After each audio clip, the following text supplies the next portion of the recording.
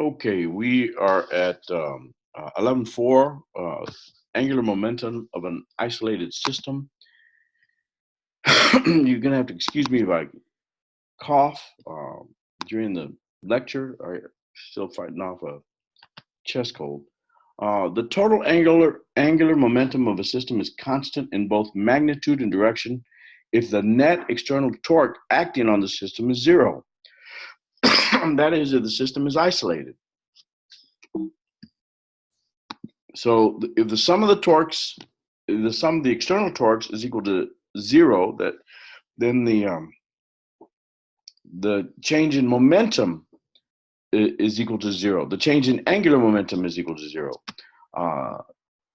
Delta L total equals zero. That means that L initial equals L final. That L total, the total angular momentum is equal to is a constant. An example. You have an ice skater, and you can look up a video. I'm not going to do it because sometimes it doesn't show up very well. When his arms and legs are close to his body, the skater's momentum of inertia is small and his angular speed is large.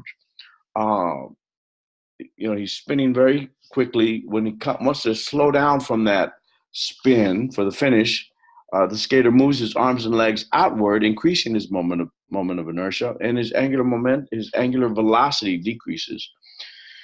So L equal I omega, and L total, the angular momentum equals I omega, the moment of inertia times the angular speed, and angular momentum, the total angular momentum is constant. So I initial, omega initial equals I final equals, I final, omega final equals, is a constant. And I like to express that, excuse me, I like to express that, and this is the way I do it with like the conceptual physics, just so they remember it. You have I initial, omega initial equals I final, omega final. Of course, it could be the other way around. You could have a small initial moment of inertia, and that's with a high angular velocity. When you increase your final moment of inertia, your omega final will decrease. So that's one way to remember it. I mean, there's just got to be a balance. One will go up and the other will go down. If you decrease your moment of inertia, your angular velocity will speed up. You can see, let's see if I have another, do I have the Mathematica up? Yeah, I do. So here's a another little demonstration. Oop, that's not the one I want. Where is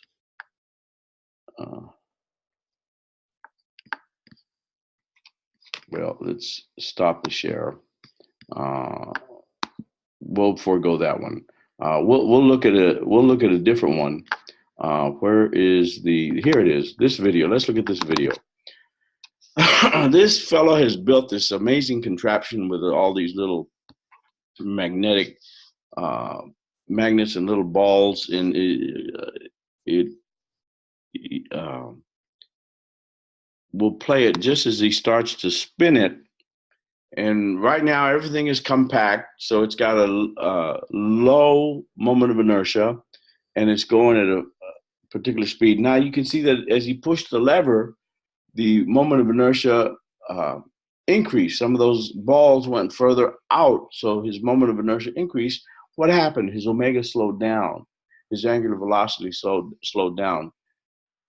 I increases, omega decreases. I decreases, omega increases. You can see this spinning. effect, you can see it slow down. It certainly does slow down, and then it speeds up again. So that's a good demonstration of the conservation of angular momentum. If the moment of inertia decreases, the speed will decrease. Now it's just slowing down because of friction. But if your moment of inertia decreases, your omega will increase. If it moment of inertia decreases, your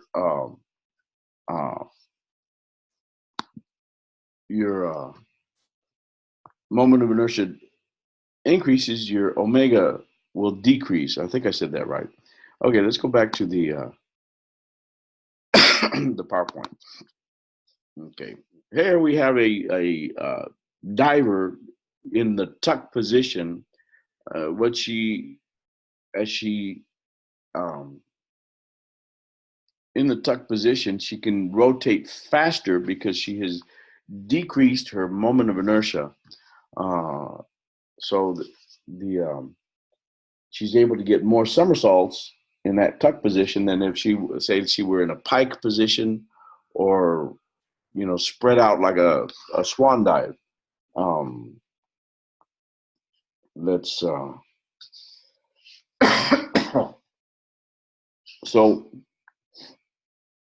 in an isolated system, there's no energy transfer across the system boundary. So the change in energy of the system is equal to 0. Now, you may, so we'll just leave it at that. The change in energy is 0. There's no external force on the system, no net external force on the system. So the change in linear momentum is equal to 0. There's no change in linear momentum. And if the net external torque on the system is 0, then there is no change in angular momentum. Delta L total equals 0. The change in angular momentum is equal to 0. Okay, a competitive diver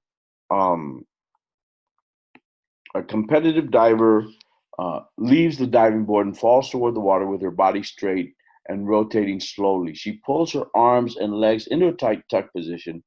What happens to her rotational kinetic energy? We're not talking about her angular velocity. We're talking about her rotational kinetic energy. Does it increase? Does it decrease? Does it stay the same? Or it's impossible to determine? Well, it increases, and we'll go, oops, wrong direction. We'll go through why it increases. Let's switch the share to the iPad, and we'll see that the I initial times omega initial is equal to I final times omega final. So omega final we can express omega final as a ratio of the I initial over the I final times omega initial. Well, the final kinetic energy is equal to 1/2 IF omega F squared. We learned that in the previous chapter, chapter 10. Well, now that we have an expression for omega final, let's substitute that in. So final kinetic energy is equal to 1/2 I final times I initial divided by I final omega initial, the whole thing squared. So we end up with 1/2. I'm at this line now. 1/2 I final times I initial squared divided by I final squared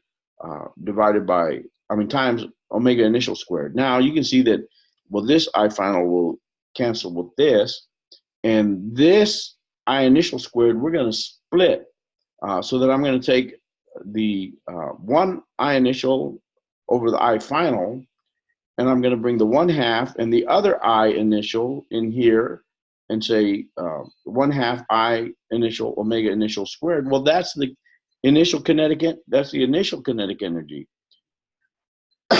So that leaves I initial over I final times the kinetic energy initial. But I initial is greater than I final. In other words, she was spread out, and then her I final she tucked in, so she reduced her uh, moment of inertia final. So if I initial is greater than I final, then from this here we see that if I initial is greater than I final, then the K final has to be greater than K initial, and that's why in answer to this quiz, um, the we can say that it increases her um, her uh, final kinetic energy, rotational kinetic energy is greater than initial kinetic energy. All right, let's see. So let's looking at a summary of the analysis model. There's a system boundary. There's no external torques, external forces, or external energy uh, being put into the system. So the angular momentum of the isolated system is constant. The That's what this is. The delta L, the delta angular momentum, total angular momentum is equal to 0. That means that I initial, omega initial equals I final. Omega final is constant. And we have some examples. After a supernova explosion, the core of a star collapses to a small radius and spins at a much higher rate.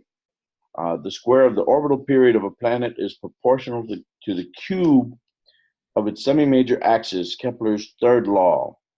And in atomic transition, selection rules on the quantum numbers must be obeyed in order to conserve angular momentum. And finally, in beta decay of a radioactive nucleus, a neutrino must be emitted in order to conserve angular momentum. Those are all in your book. So that's it for this chapter. Then we're going to look at gyroscopes and tops.